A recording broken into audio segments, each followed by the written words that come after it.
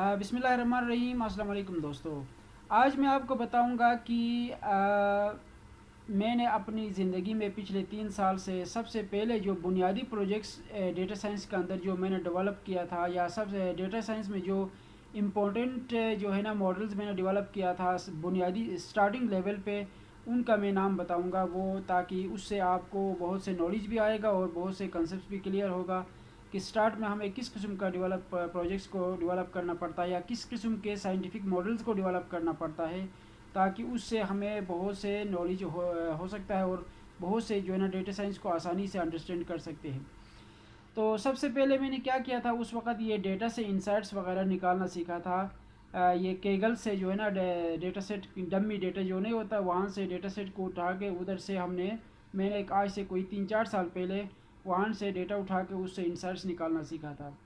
दूसरा जो है, उसके बाद मैंने कुछ मॉडल्स डेवलप करना सीखा। उसके अंदर सबसे पहले मैंने रिकमेंडेशन सिस्टम बनाया था।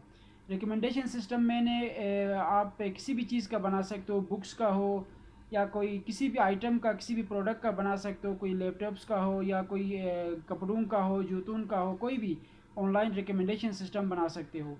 यह दूसरा मेरा प्रोजेक्ट था। तीसरा मैंने जो है ना बनाया था जिगर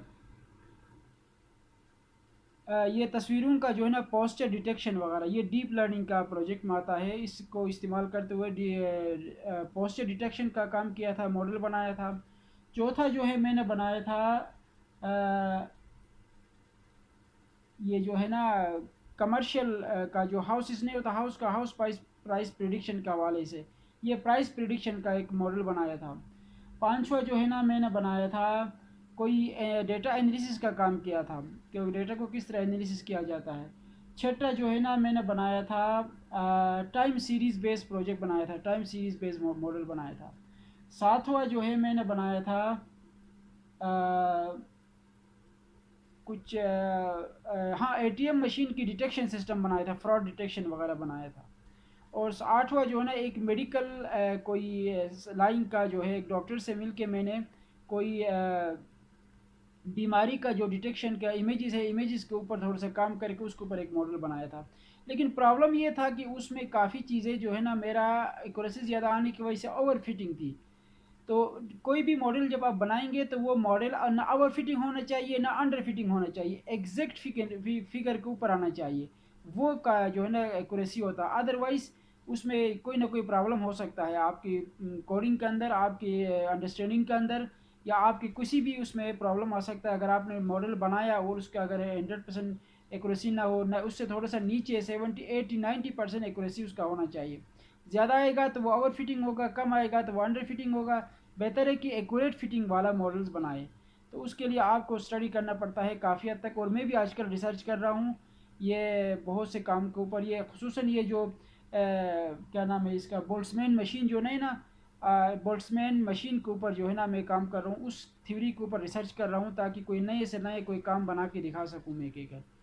तो रिस्ट्रिक्टेड बोल्ट्जमैन मशीन, ये साइंटिस्ट था, बहुत बड़ा महा साइंटिस्ट, जर्मन साइंटिस्ट, और ये ऑस्ट्रेलिया में पैदा हुआ था। वहाँ से उसने बहुत बड़ा काम किया है फिज़िक्स की दुनिया में।